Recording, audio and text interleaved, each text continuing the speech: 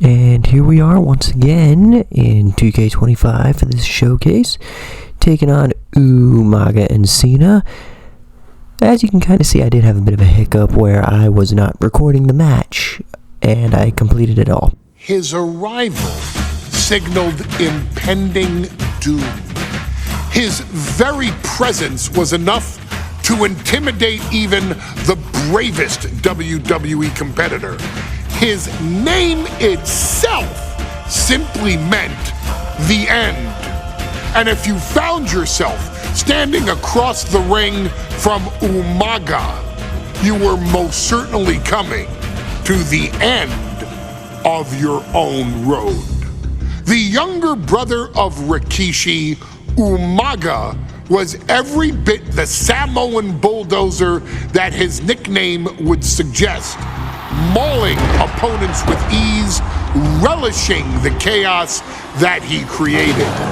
A menace to the entire roster, an unrepentant badass, Umaga tortured his prey with high-impact collisions before ultimately sealing their fate with his vaunted Samoan spike, a vicious move used today by Solo Sikoa. Inside the ring, man, he was just a complete monster. Anybody that stood in front of him, he was gonna wreck him no matter what he had to do. He was just a crazy, wild Samoan.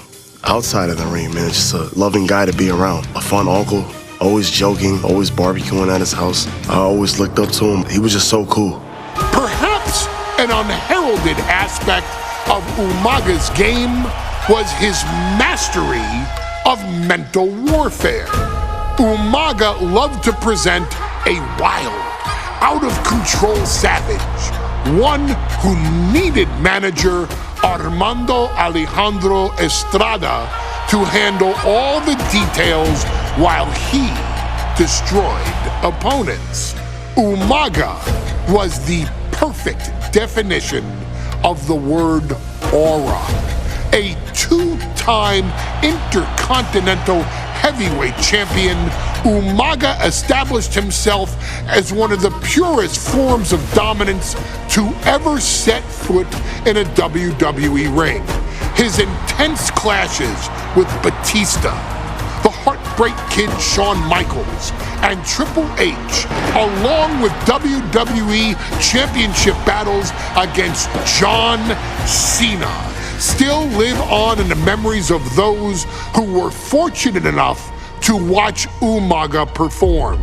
And Umaga will live in immortality through every member of this family, whether it's with a huge Samoan drop, a running bulldozer into the corner, a Samoan spike, or even a war cry in the middle of battle.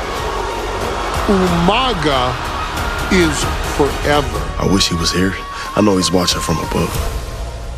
So you, our beloved Us in training, are asked one simple thing here in the WWE 2K25 showcase: to defeat John Cena. You've done that in this mode before, right?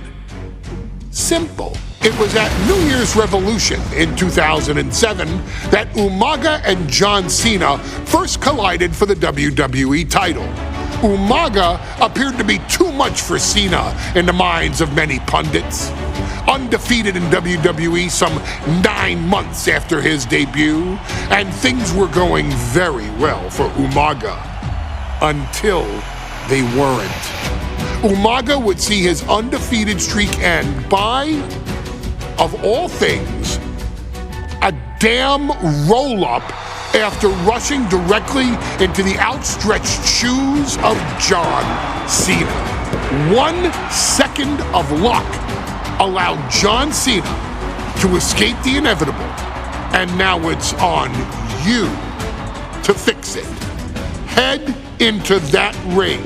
Showcase Umaga's cruel brutality and get Umaga the WWE Heavyweight Championship victory that he should have gotten in the first place. I assure you, my dear friend, Armando Alejandro Estrada, will make sure nothing else goes wrong if you take care of business inside the ring.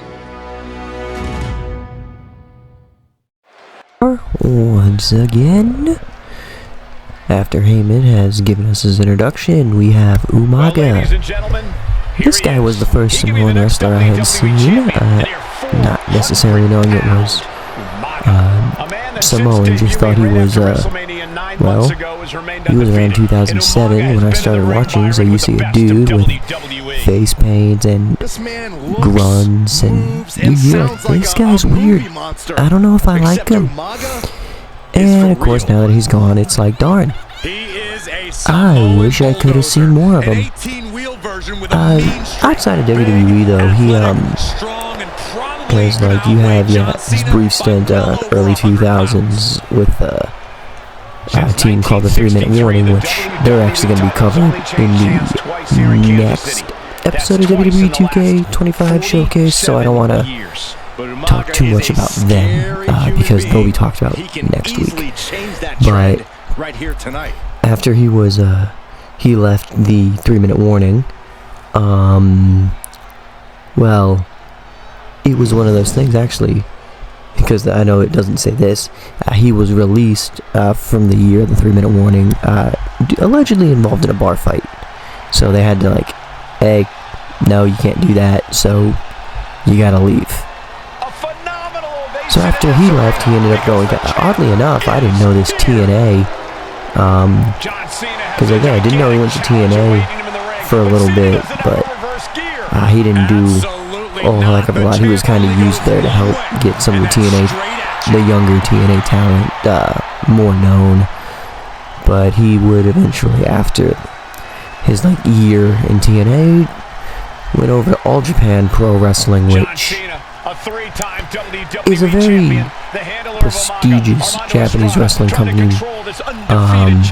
Maybe not necessarily like not as well. I'm not going to say it's not as well known as New Japan, because New Japan is definitely the modern Japanese wrestling promotion people watch, but for a while it was All Japan. But the Japanese wrestling is just very unique, to say the least. So I can go on and on about that, but that's not what we're here to discuss. We're here to get Umaga the WWE Championship. That's the goal. But no, while he was in All Japan, he was primarily a tag guy though, but had a couple of good singles stuff, which I'm a little bit surprised. Oh no, not really. He might have been more single stuff had he been there more than 2 years.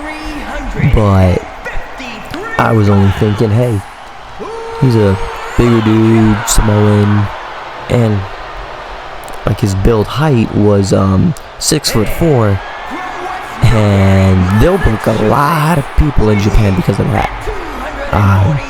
Just because that's how it is. But no.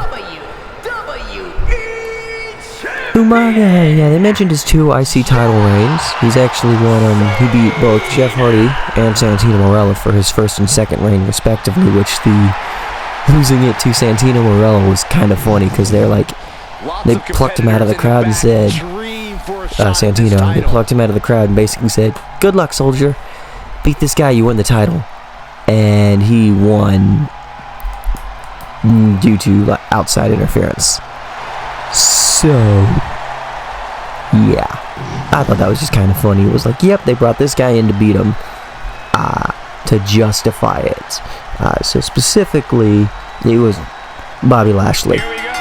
Specifically, Bobby Lashley came in to interfere with it, but basically what I can take about him, John Cena, if you're a professional wrestling fan from 2002 on, we'll at least 2005 on, you know who John Cena is. 17-time World Heavyweight Champion as of this recording, 5-time United States Champion as of this recording, multiple-time Tag Team Champion, But most of his tag title reigns were more or less, oh, you're feuding with this guy, so you're going to team with him. And you're going to win the belts and then drop the belts. Yeah, John Cena was the WWE guy for over 20 years and plans on retiring at the end of this year, 2025, when I am recording this. That's a little bittersweet for me, because granted, I was never the biggest John Cena fan. I will 100% admit that. But it was kind of one of those things. He was a constant. He was always there. Whether I liked it or didn't like it, Cena was always there. Cena was always going to be around. So it's just kind of that, I mean, yeah, granted, he has weaned off in the past few years, but it was like, now it's just kind of that, he's really leaving. At the end of this year, he's done. It's that weird, it's like a surreal feeling. It's like, it's good for him that he doesn't need to do it anymore, but it's like, at the same time, I'm like, who's going to be that constant? There's still Randy Orton, but like, he's probably closer to his way out. I don't know. I think Orton might be one of those guys that's going to have to cart him out of the ring. And I can't say that too much. I can be that way too. It's like, yep, you're going to carry me out of here, or I'm walking out of here on my own power. So, one of those things. I think Orton's going to go out on his shield. As good or as bad as we want to say that. But, so yeah. There's all that. Umaga! Come on! Up! Yep, there we go. Come on. Sorry, so yeah. With this, I guess I can talk about this. I did see a post in April? Yeah, it was like late April, like right before Mania, but this was before I started using social medias a lot. So I saw they had like, it was like a 7 wrestlers theory. So I can quickly go through that, and of course I'm that weirdo where I have to have one of each, male and female. So like the first one is the one that made you fall in love with wrestling. Male was Jeff Hardy, female was AJ Lee. The newest favorite wrestler, male was Shota Umino of New Japan, female is Fallon Henley. Always makes me smile, male is LA Knight, female is Roxanne Perez. Comfort wrestler, male CM Punk, female Alexa Bliss. Missed the most, male Bray Wyatt, rest his soul. Female Ruby Soho, but she's a mom now, so I can't really fault her for that one.